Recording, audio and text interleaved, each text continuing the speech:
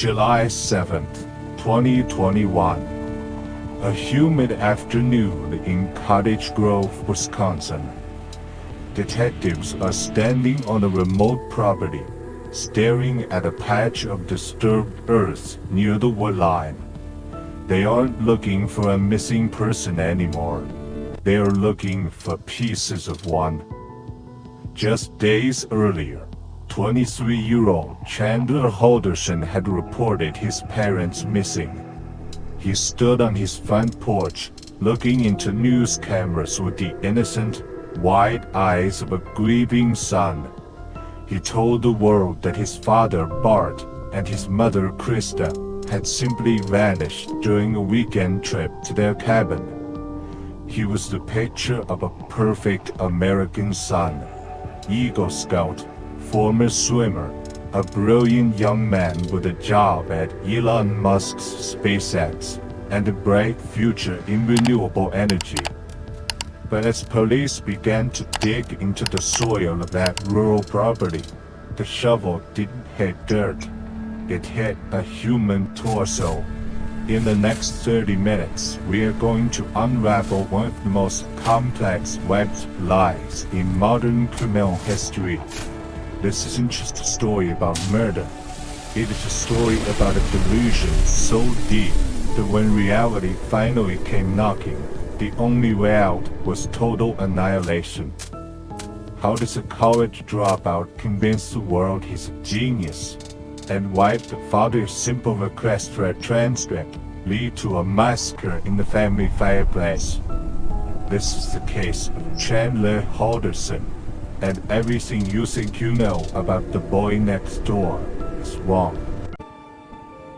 To understand the horror of July 2021, we have to look at the illusion that preceded it. Bart and Krista Halderson were the kind of parents anyone would wish for. Living in the quiet suburb of Windsor, Wisconsin, they were generous, loving, and deeply proud of their two sons. Bart was an accountant, detail-oriented, responsible, a man who believed in hard work. Krista was the heart of the family, known for her kindness. And then there was Chandler. In 2021, Chandler was living a life that most 23-year-olds could only dream of. He was living at home, sure, but he had big plans. He told his parents, his girlfriend Kat, and his friends that he had landed a prestigious gig with SpaceX. He wasn't just an employee, he was important. He claimed to be flying out to Florida for launches.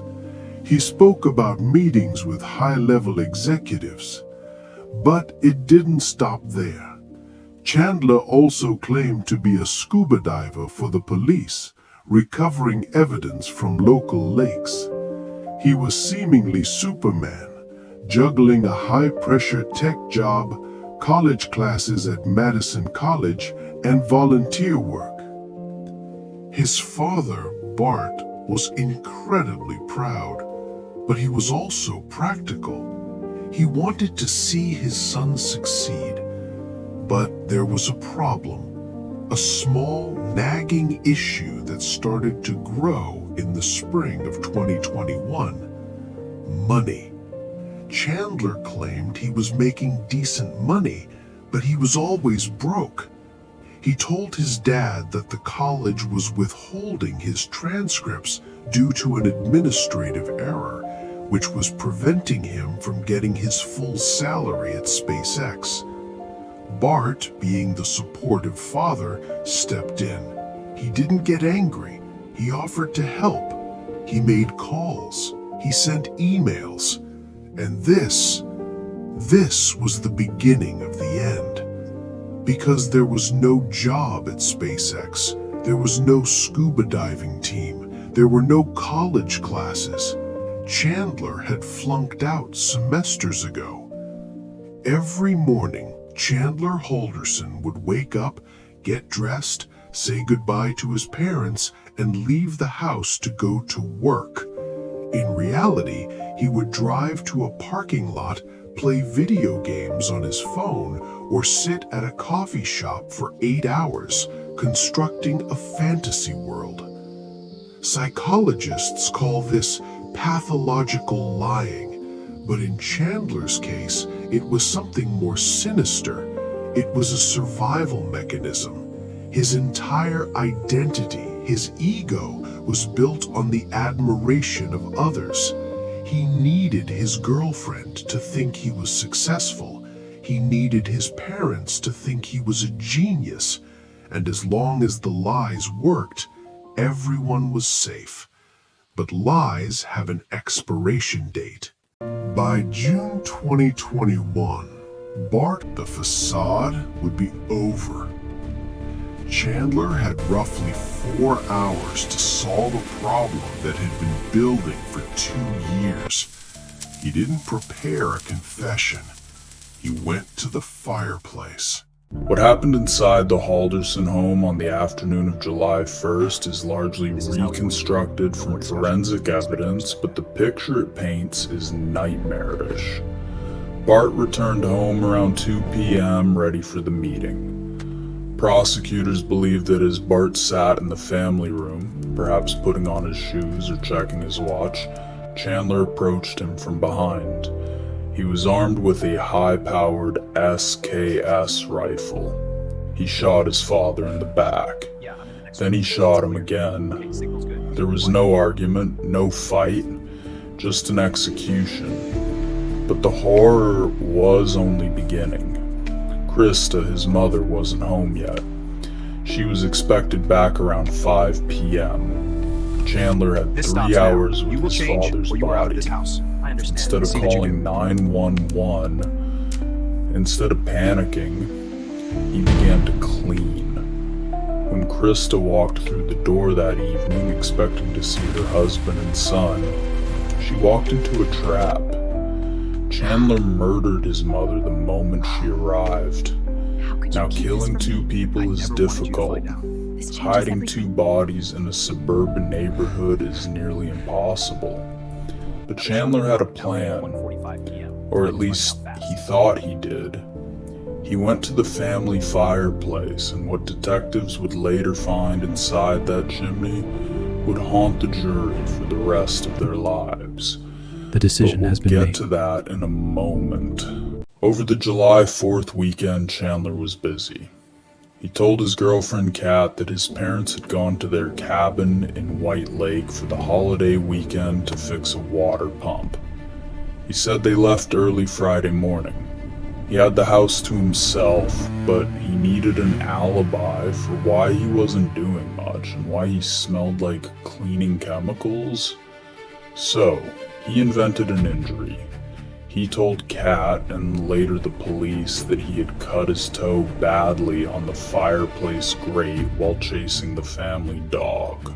Look closely at this detail. He used a foot injury to explain why he couldn't walk much, why he needed Kat to bring him peroxide, which creates a chemical reaction with blood that confuses forensic tests, and why he was cleaning up blood near the fireplace. "It's just from my toe," he said. On July 3rd and 4th, Chandler drove to a property owned by his girlfriend's family near the Wisconsin River. He told them he wanted to go for a swim or just hang out. He asked for the keys to their UTV. He drove out into the woods alone. He wasn't swimming. He was scattering remains. On July 7th, 6 days after the murders, Chandler decided it was time to play the victim.